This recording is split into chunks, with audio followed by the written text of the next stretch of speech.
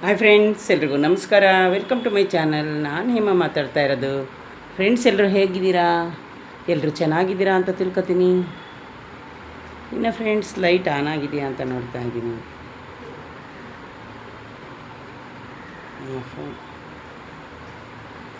ಆನೆಲ್ಲ ಇದೆ ಫ್ರೆಂಡ್ಸ್. ಸದಾ ಡಾರ್ಕ್ನೆಸ್ ನೋಡ್ಕೊತೀನಿ.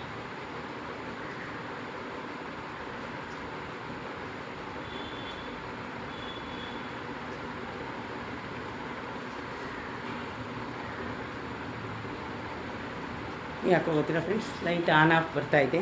ನಾನು ಮೊಬೈಲಲ್ಲಿ ಆನ್ ಮಾಡ್ಕೊಳ್ಳೋದು, ಬೆಳಕು ಕಾಣಿಸ್ತೈತೆ. ಹಾಯ್ ಫ್ರೆಂಡ್ಸ್, ಎಲ್ರಿಗೂ ನಮಸ್ಕಾರ. Welcome to my channel. ನಾನು ಹೇಮ ಮಾತಾಡ್ತಾ ಇರೋದು. ಫ್ರೆಂಡ್ಸ್, ಎಲ್ಲರೂ ಹೇಗಿದ್ದೀರಾ? ಎಲ್ಲರೂ ಚೆನ್ನಾಗಿದ್ದೀರಾ ಅಂತ ತಿಳ್ಕೊತೀನಿ. ಇನ್ನು ಫ್ರೆಂಡ್ಸ್, ನಿಮ್ಮ ಆಶೀರ್ವಾದದಿಂದ ನಾನು ಚೆನ್ನಾಗಿದ್ದೀನಿ.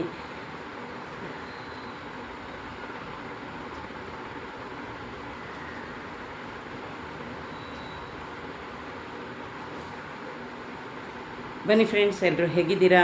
ಎಲ್ಲರೂ ಚೆನ್ನಾಗಿದ್ದೀರಾ ಅಂತ ತಿಳ್ಕೊತೀನಿ. ಇನ್ನು ಫ್ರೆಂಡ್ಸ್, ನಾನು ಚೆನ್ನಾಗಿದ್ದೀನಿ. ಫ್ರೆಂಡ್ಸ್, ಆಲ್ವೇಸ್ ಆನ್ ಅಂತ ಬರ್ತಾಯಿದೆ, ಇಲ್ಲ ಆನ್ ಮಾಡಿದೆ. ಇನ್ನು ಫ್ರೆಂಡ್ಸ್, ಇವತ್ತು ನನ್ನ ಡೈಲಿ ರೋಟೀನ್ ಬಗ್ಗೆ ನಿಮಗೆ ಹೇಳಕ್ಕೆ ಬಂದೀನಿ. ರೋಟೀನ್ ಸ್ವಲ್ಪನೇ ಹೇಳ್ತೀನಿ, ಯಾಕೆಂದರೆ ಆಲ್ರೆಡಿ ಟೈಮು ಆಗ್ತಾಯಿದೆ. ಇನ್ನೂ ಒಂದು ವಿಷಯ ನಿಮ್ಮ ಹತ್ರ ಏನು ಹೇಳಬೇಕು ಅಂದರೆ ಫ್ರೆಂಡ್ಸ್, ಇವತ್ತಿನ ನನ್ನ ವಿಷಯ ಕೇಳಿದ್ರೆ ನೀವು ಆಶ್ಚರ್ಯಪಡ್ತೀರಾ. ಏನಿಲ್ಲ ಫ್ರೆಂಡ್ಸ್, ನಾನು ಹಾಸ್ಪಿಟ್ಲಿಗೆ ಹೋಗಿ ಟ್ಯಾಬ್ಲೆಟ್ ಎಲ್ಲ ತಗೊಂಡಿದ್ನಲ್ಲ ಇವತ್ತು. ಫ್ರೆಂಡ್ಸ್, ಇದೆ ಯಾರಾದರೂ ಫಸ್ಟು ನನ್ನ ವೀಡಿಯೋ ನೋಡ್ತಾ ಇದ್ದರೆ ಪ್ಲೀಸ್ ಒಂದು ಲೈಕ್ ಕೊಟ್ಟು ಸಬ್ಸ್ಕ್ರೈಬ್ ಮಾಡೋದನ್ನ ಮರಿಬೇಡಿ ಫ್ರೆಂಡ್ಸ್. ಶೇರ್ ಮಾಡೋದನ್ನು ಮರಿಬೇಡಿ ಫ್ರೆಂಡ್ಸ್. ಲೈಕ್ ಮಾಡೋದನ್ನು ಮರಿಬೇಡಿ ಫ್ರೆಂಡ್ಸ್. ಇನ್ನು ಫ್ರೆಂಡ್ಸ್, ಏನಾಯಿತು ಗೊತ್ತಾ, ಬೆಳಗ್ಗೆನೇ ನನ್ನ ಮಗಳು ಅವಳು ಬೇಗನೆ ಎದ್ದಿದ್ದು ಆಫೀಸ್ಗೆ. ಬ್ಲಡ್ ಟೆಸ್ಟ್ ಐತೆ ಮಮ್ಮಿ, ಬರೀ ಹೊಟ್ಟೆಲಿ ಹೋಗಬೇಕು. ಇನ್ನು ನಾನು ರಾತ್ರಿನೇ ನುಗ್ಗೆಕಾಯಿದು ಎಂಥದಪ್ಪ ಹಾಗಲಕಾಯಿ ಮತ್ತು ಬೆಂಡೆಕಾಯಿ ಎಲ್ಲ ತಂದಿದ್ದೆ. ಆಯಿತು ಮಗ, ಬೆಳಗ್ಗೆ ಬೇಗನೆ ಬೆಂಡೆಕಾಯಿ ಪಲ್ಯ ರಾಗಿ ರೊಟ್ಟಿ ಮಾಡ್ತೀನಿ ಅಂತ ಹೇಳಿದ್ದೆ. ಕೇಳಿ, ಇಲ್ಲಿ ವಿಷಯ ಏನಾಯಿತು ಅಂದರೆ ಫ್ರೆಂಡ್ಸ್, ನನಗೆ 7 ಗಂಟೆ 7:15 ಆಗೋಯ್ತು, ಮಲ್ಕೊಬಿಟ್ಟಿದ್ದೀನಿ. ಆಮೇಲೆ ಬೇಗ ಎದ್ದು ಫ್ರೆಂಡ್ಸ್ ರಾಗಿ ರೊಟ್ಟಿ ಮಾಡಿ, ಬೆಂಡೆಕಾಯಿ ಪಲ್ಯ ಮಾಡಿ, ರೈಸ್ ಮಾಡಿ, ಸಾಂಬಾರಿತ್ತು. ಇನ್ನು ಅವಳೇ ಎಲ್ಲನೂ ಬಾಕ್ಸ್ಗೆ ಹಾಕೊಂಡು ಒಟ್ಟಿನಲ್ಲಿ 9 ಗಂಟೆ ಹೊತ್ತಿಗೆ ಎಲ್ಲನೂ ರೆಡಿ ಮಾಡಿ ಫ್ರೆಂಡ್ಸ್ ಎಲ್ಲ ಆಯಿತು. ನನ್ನ ಬಟ್ಟೆನೇ ಐರನ್ ಮಾಡಿಲ್ಲ, ಬಟ್ಟೆ ಐರನ್ ಮಾಡಬೇಕಲ್ಲ ಅಂತ ಅನ್ಕೋತೀನಿ ಫ್ರೆಂಡ್ಸ್. ಸುಮ್ಮನೆ ಮಲ್ಕೊಂಡಿದ್ದೀನಿ ಫ್ರೆಂಡ್ಸ್. 10 ಗಂಟೆ 10:20 10:20ಕ್ಕೆ ಮಲ್ಕೊಂಡಳು. ಫ್ರೆಂಡ್ಸ್, ಇಲ್ಲ ಬಡ್ಕತ್ತಾ ಆಯ್ತು ಎಲ್ಲ. ಆಮೇಲೆ ಏನಾಯಿತು ಫ್ರೆಂಡ್ಸ್, ನಾನು ಮಲ್ಕೊಬಿಟ್ಟಿದ್ದೀನಿ, ಚೆನ್ನಾಗಿ ನಿದ್ದೆ ಬಂದೈತೆ. ನಾನು ರೊಟ್ಟಿ ತಿಂದ್ಬಿಟ್ಟು ಮಾವಿನ ಹಣ್ಣು ಒಂದು ತಿಂದುಬಿಟ್ಟು ಇನ್ನು ಜ್ಯೂಸ್ ಕುಡ್ದೇ ಇಲ್ಲ ಫ್ರೆಂಡ್ಸ್. ಜ್ಯೂಸ್ ಇವಾಗ ಕುಡಿಬೇಕು. ಆಮೇಲೆ ನೋಡಿದ್ರೆ ಮಲ್ಕೊಬಿಟ್ಟಿದ್ದೀನಿ. ಟೈಮ್ ನೋಡ್ತೀನಿ 11:00. ಎಷ್ಟೊಂದು ಫೋನು. ನನ್ನ ಮಗಳೂ ನಾಷ್ಟಕ್ಕೆ ಹೋಗೋಳ 11 ಗಂಟೆಗೆ. ಅವಳು ಫೋನ್ ಮಾಡೋಳೆ, ಏನು ಮಾಡ್ತಾಯಿತ್ತು ನಮ್ಮ ಮಮ್ಮಿ ನೋಡೋಣ ಅಂತ. ಆಮೇಲೆ ಫ್ರೆಂಡ್ಸ್ ಎದ್ದು ಎಷ್ಟೋ ಹೊತ್ತು ಮೇಲೆ ಫೋನ್ ತೆಗೆದೆ. ಮಮ್ಮಿ ನಾಷ್ಟ ಮಾಡ್ತಿದ್ದೆ, ಅದಕ್ಕೆ ಮಾಡಿದೆ. ಚೆನ್ನಾಗೈತೆ ರಾಗಿ ರೊಟ್ಟಿಗೂ ಈ ಪಲ್ಯಕ್ಕೂ. ಆಮೇಲೆ ಫ್ರೆಂಡ್ಸ್ ಎದ್ದು ನಾನು ಬಟ್ಟೆ ಐರನ್ ಮಾಡ್ಕೊಂಡು ನೀರು ಕಾಯೋಕ್ಕಿಟ್ಟು, ನಮ್ಮನೇಲಿ ಫ್ರೆಂಡ್ಸ್ ನೀರು 5 ನಿಮಿಷಕ್ಕೆಲ್ಲ ಕಾಯುತ್ತೆ. ಯಾಕೆ ಅಂದರೆ ದೊಡ್ಡದು ಇದು ಸ್ಟವ್ವು, ದೊಡ್ಡ ಸ್ಟವ್ ಅಲ್ವಾ, ಹಂಗಾಗಿ ಒಂದೇ 1 ನಿಮಿಷ. ಇನ್ನು ಫ್ರೆಂಡ್ಸ್, ನಾನು ಆಮೇಲೆ ಬೇಗ ಬಟ್ಟೆನೂ ಐರನ್ ಮಾಡ್ಕೊಂಡು ಸ್ನಾನ ಮಾಡ್ಕೊಂಡು ಇನ್ನು ಬೆಳಗ್ಗೆನೇ ಅವಳು ಪೂಜೆ ಮಾಡಿದ್ಲು. ನಾನು ಬರೀ ದೇವ್ರಿಗೆ ಕೈ ಮುಗ್ದಿದ್ದು ಅಷ್ಟೇ. ಇನ್ನು ಫ್ರೆಂಡ್ಸ್, ಈಗ ಇನ್ನು ಟೈಮ್ ಐತೆ ನಾನು ರೆಡಿ ಆಗಿ. ಇನ್ನು ಫ್ರೆಂಡ್ಸ್, ಈ ಡ್ರೆಸ್ಸು ನಾನು ರೆಡಿಮೇಡು ಅದೇ ಬಟ್ಟೆ ತರಕ್ಕೆ ಹೋಗ್ತೀನಿ. ಅವಾಗ ಯಾವಾಗಾದರೂ ಒಂದು ಕಾಣಿಸಿದ್ರೆ ಚೆನ್ನಾಗಿರೋ ಡ್ರೆಸ್ನ ತಗೊಂಡು ಬರ್ತೀನಿ. ಇಲ್ಲಿ ನೋಡಿ, ಇದರಲ್ಲೂ ಬಟನ್ನು. ನನಗೆ ಈ ಥರ ಡ್ರೆಸ್ಸೇ ತುಂಬ ಇಷ್ಟ ಫ್ರೆಂಡ್ಸ್. ಇನ್ನು ಹಂಗಾಗಿ ಫ್ರೆಂಡ್ಸ್, ಇಷ್ಟು ಇವತ್ತು ಈ ಥರ ಆಯಿತು. ಏನೋ ಗೊತ್ತಿಲ್ಲ, ಮಾತ್ರೆ ತಗೊಂಡಿದ್ಕೋ ಇಲ್ಲ ರಾತ್ರಿ ಸ್ವಲ್ಪ ಹೊತ್ತು ನಾನು ಲೇಟಾಗಿ ಮನ್ಕೊಂಡೆ. ಒಂದು 12:30 12:45 1 ಗಂಟೆನೇ ಅನ್ಕೊಳ್ಳಿ ಫ್ರೆಂಡ್ಸ್. ಅಷ್ಟೊಂದು ಟೈಮ್ ಆಗಿತ್ತು, ಆವಾಗ ಮಲ್ಕೊಂಡೆ. ಅದಕ್ಕೇನಾರ ನನಗೆ ಈ ಥರ ನಿದ್ದೆ ಬಂತು ಅಂತ ಗೊತ್ತಿಲ್ಲ. ನಾನಂತೂ ನನ್ನ ಮಗಳಿಗೆ ಸುಮ್ಮನೆ ಮಾತ್ರೆ ತಗೊಂಡಿದ್ದೀನಲ್ಲ, ಅದಕ್ಕೆ ಇರ್ಬೋದು ಕಣವ ಅಂತ ಅಂದೆ. ಅವಳು ಹೌದಾ, ಸರಿ ಆಯಿತು ಅಂದು. ಅವಳೇನು ಜಾಸ್ತಿ ಇನ್ನು 3 ಡೇಸಿಂದ ಫ್ರೆಂಡ್ಸ್ ನಾನು ಒಂದು ಪಾತ್ರೆನೂ ವಾಶ್ ಮಾಡೋಕ್ಕೆ ಬಿಡ್ತಾಯಿಲ್ಲ ಪಾಪ. ಎಲ್ಲನೂ ಅವಳೇ ಮಾಡ್ತಾವಳೆ. ಯಾಕೆಂದರೆ ನನಗೆ ಕೈ ನೋವಿಗೆಲ್ಲ ಟ್ಯಾಬ್ಲೆಟ್ ಕೊಟ್ಟಿದ್ದಾರೆ. ಒಂದು ಪಾತ್ರೆನೂ ನೀನು ವಾಶ್ ಮಾಡಬೇಡ ಮಮ್ಮಿ, ನಾನೇ ಮಾಡ್ತೀನಿ ಅಂದು. ಅವಳ ಫ್ರೆಂಡ್ಸ್ ಎಲ್ಲ ಮೈಸೂರಿಂದ ಬಂದಿದ್ದಾಳ. ಅವರು ಆಂಟಿಗೆ ಪಾಪ ಕೈ ಇದಾಗುತ್ತೆ ಹಂಗೆ ಹಿಂಗೆ ಅಂತ ಮಾತಾಡ್ಕೊತಾಯಿದ್ರು. ಅವಳೇ ಮಾಡ್ತಾಳೆ, ಅವಳದು ಕೆಲಸವಲ್ಲ ಫ್ರೆಂಡ್ಸ್. ಇನ್ನು ಹಂಗಾಗಿ ಫ್ರೆಂಡ್ಸ್, ನಾನು ಯಾವ ವಿಷಯದ ಬಗ್ಗೆ ಮಾತಾಡೋಕ್ಕೆ ಬಂದಿ ಅಂತ ನಿಮಗೆ ತಮ್ಮನಲ್ಲಿ ನೋಡಿದರೆ ಗೊತ್ತಾಗುತ್ತೆ. ಒಂದು ಮನುಷ್ಯನ ಭೇಟಿ ಎಷ್ಟು ಅನಿವಾರ್ಯ ಅಲ್ವಾ ಫ್ರೆಂಡ್ಸ್. ಭೇಟಿ ಅನಿವಾರ್ಯ. ನಾನು ಎಷ್ಟೊಂದು ಒಂದು ಇದರಲ್ಲಿ ಓದಿದ್ದೀನಿ ನೋಡಿ, ಒಂದು ಭೇಟಿ ಅನಿವಾರ್ಯ ಅಂತಾರೆ, ಮತ್ತು ಸ್ನೇಹ ಆನಂದ ಅಂತಾರೆ. ಸ್ನೇಹ ಎಷ್ಟು ಆನಂದ ಕೊಡುತ್ತೆ ಅಲ್ವಾ ಫ್ರೆಂಡ್ಸ್, ನಿಜವಾಗ್ಲೂ. ಅದ್ರ ಬಗ್ಗೆ ನಾನು ಬೇರೆ ಮಾತಾಡ್ತೀನಿ. ಇನ್ನು ಫ್ರೆಂಡ್ಸ್, ಪ್ರೀತಿ ಆಕಸ್ಮಿಕ ಅಂತಾರೆ. ಎಲ್ಲ ಅದು ಗೊತ್ತಿರೋ ವಿಷಯನೇ. ಪ್ರೀತಿ ಆಕಸ್ಮಿಕವಾಗಿ ಆಗೋದು ಎಲ್ರಿಗೂ. ಏನು ನಾವು ಎಷ್ಟೋ ವರ್ಷದಿಂದ ಅವ್ರನ್ನ ನೋಡಿರೋ ಥರ, ಎಷ್ಟೋ ದಿನದಿಂದ ಅವ್ರಿಗೆ ನಮ್ಗೆ ಅವ್ರ ಪರಿಚಯ ಆಗಿರೋ ಥರ ಯಾವತ್ತೂ ಆಗಲ್ಲ. ಹಂಗಾಗಿ ಫ್ರೆಂಡ್ಸ್, ನಮಗೆ ಅದು ಆಕಸ್ಮಿಕನೇ.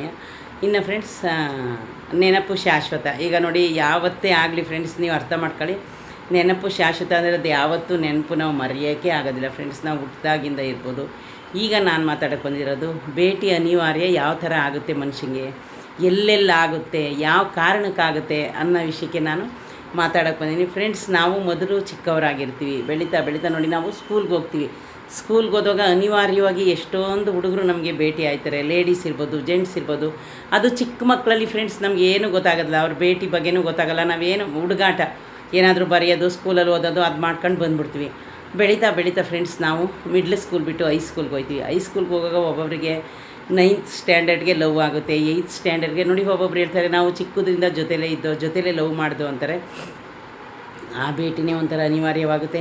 ಇನ್ನು friends college life is golden life. ಅದ್ರ ಬಗ್ಗೆ ನಾನು ನಿಮ್ಗೆ ಹೇಳೋ ಹಾಗೆ ಇಲ್ಲ.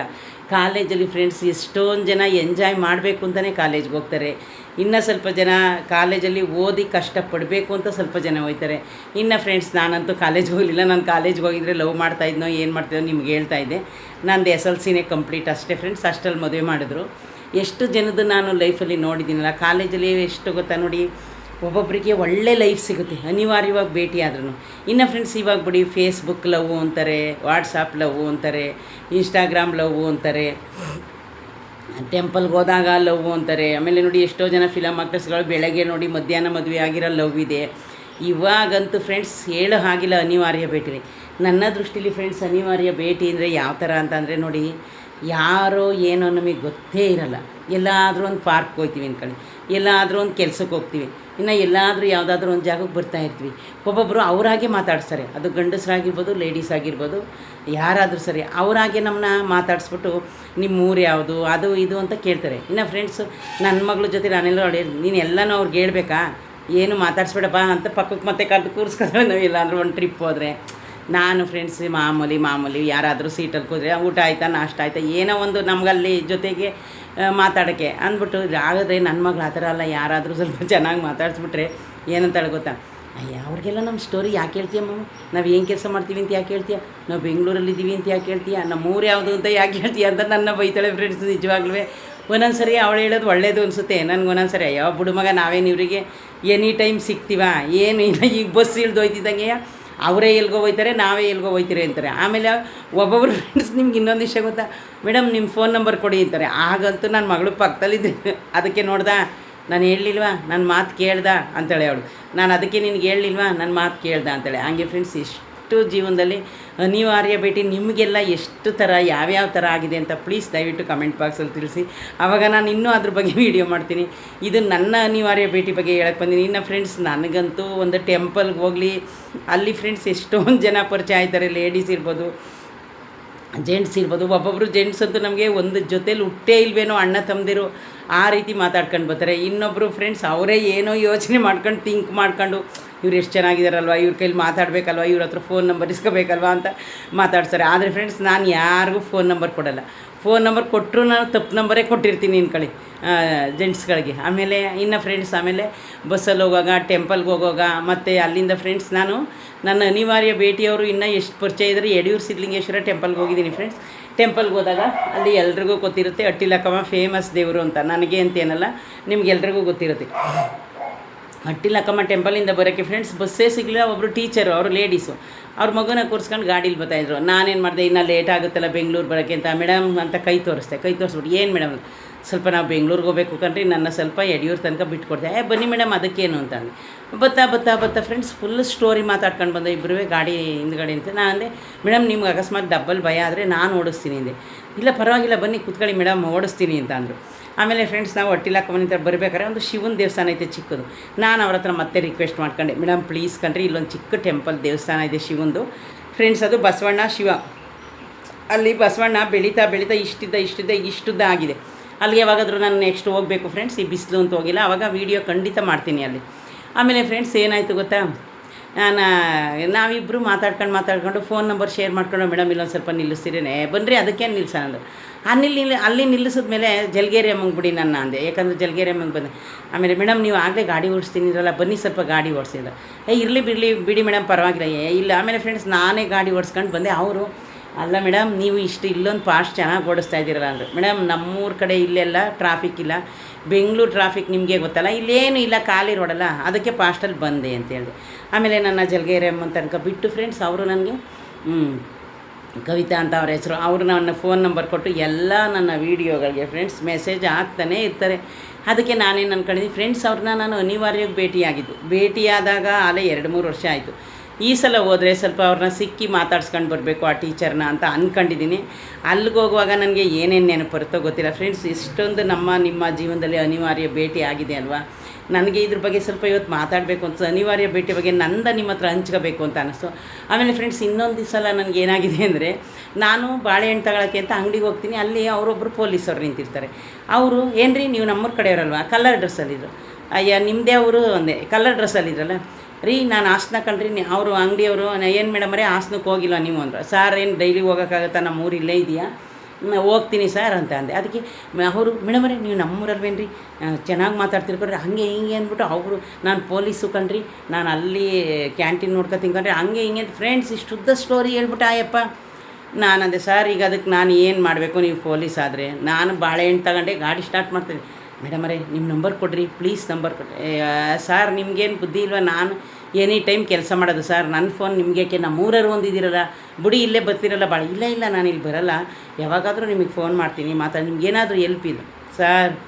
ನೀವು ಪೊಲೀಸ್ ಕೆಲಸ ಮಾಡ್ತಾಯಿದ್ದೀರಾ, ನಾನು ಹಾಸ್ಪಿಟಲ್ ಸೂಪರ್ವೈಸರ್ ಕೆಲಸ ಮಾಡ್ತಾಯಿದ್ದೀನಿ, ಸಿಗ್ತೀನಿ ಬಿಡಿ ಸರ್. ಆಮೇಲೆ ನನಗೆ ಬೇರೆ ನನ್ನ ಮಗಳು ಹೇಳಿದ್ದು, ನೀನು ಯಾರಿಗೂ ಫೋನ್ ನಂಬರ್ ಕೊಡಬೇಡ ಅಂತ ಹೇಳಿದ್ದೀನಿ, ಹಂಗೆ ಹಿಂಗೆ ಅಂದಿಲ್ಲಲ್ಲ. ಬಿಡಿ ಸರ್, ನೀವು ನಮ್ಮೂರರು ಅಂತಿರಲ್ಲ, ಇಲ್ಲೇ ಯಾವಾಗಾದರೂ ಸಿಕ್ಕಿದ್ರೆ ಮಾತಾಡಿಸ್ತೀನಿ. ಗಾಡಿ ಸ್ಟಾರ್ಟ್ ಮಾಡೋದು ಬಿಡೋಂಗಿಲ್ಲ ಫ್ರೆಂಡ್ಸ್. ಅಯ್ಯಪ್ಪ ಮೇಡಮ್ ಪ್ಲೀಸ್ ನಿಮ್ಮ ನಂಬರ್ ಕೊಡಿ, ಪ್ಲೀಸ್ ನಿಮ್ಮ ನಂಬರ್ ಕೊಡಿ. ಇಲ್ಲ ಸರ್ ನೆಕ್ಸ್ಟು ನಾಳೆ ಕೊಡ್ತೀನಿ ನನ್ನ ನಂಬರು, ಈಗ ನನ್ನ ಮೊಬೈಲ್ ಸ್ವಿಚ್ ಆಫ್ ಆಯಿತು ಅಂದೆ ಫ್ರೆಂಡ್ಸ್. ಅಲ್ಲೇ ನನಗೆ ಫೋನ್ ಬಂದುಬಿಡ್ಬೇಕಾ ಸರ್, ಈಗ ನನ್ನ ಮೊಬೈಲ್ ಸ್ವಿಚ್ ಆಫ್ ಆಗೈತೆ ಅಂತ ಅಂದು ಗಾಡಿ ಸ್ಟಾರ್ಟ್ ಮಾಡಿದ್ದೆ, ತಗೊಳ್ಳಿ ನನಗೊಂದು ಫೋನ್ ಬಂತು ನಮ್ಮ ಹೌಸ್ ಕೀಪಿಂಗ್. ಏನು ರೀ ಮೇಡಮ್, ನೋಡಿ ಸರ್, ನಾನು ಇವಾಗ ಫೋನ್ ಎತ್ತಲ್ಲ, ಯಾಕಂದರೆ ಫೋನ್ ರಿಸೀವ್ ಮಾಡೋದು ಸ್ವಿಚ್ ಆಫ್ ಆಯ್ತದೆ. ಮನೆಗೆ ಹೋಗಿ ಇದು ಚಾರ್ಜಿಂಗ್ ಆದ ಫ್ರೆಂಡ್ಸ್. ನೋಡಿ, ಅನಿವಾರ್ಯದ ಪರಿಚಯ ಕೊನೆಗೆ ಒಬ್ರಿಗೆ ಮದುವೆ ಮಾಡಿಸುತ್ತೆ, ಒಬ್ರನ್ನ ಪ್ರೀತಿ ಮಾಡಿಸುತ್ತೆ, ಒಬ್ರು ಲೈಫ್ ಸೆಟ್ಲ್ ಮಾಡುತ್ತೆ.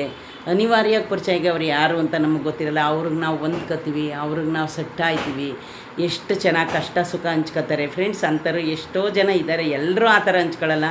ಅನಿವಾರ್ಯ ಪರಿಚಯ ಆದ್ರೂ ಅರ್ಧದಲ್ಲಿ ಬಿಟ್ಟೋಗೋರಿದ್ದಾರೆ, ಅರ್ಧದಲ್ಲಿ ಸ್ನೇಹ ಪ್ರೀತಿ ವಿಶ್ವಾಸ ಕಟ್ಟಾಗೋರಿದ್ದಾರೆ.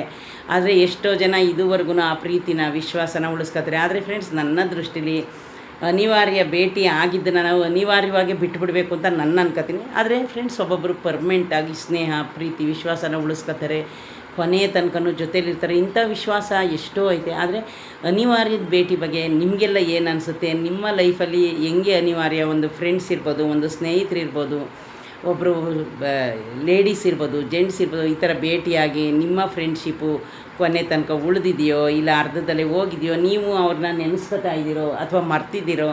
ಈ ಅನಿವಾರ್ಯ ಭೇಟಿ ಬಗ್ಗೆ ನಿಮಗೇನಾದರೂ ಇಷ್ಟ ಆದರೆ ಪ್ಲೀಸ್ ದಯವಿಟ್ಟು ಲೈಕ್ ಆ್ಯಂಡ್ ಸಬ್ಸ್ಕ್ರೈಬ್ ಮಾಡೋದನ್ನ ಮರಿಬೇಡಿ ಫ್ರೆಂಡ್ಸ್.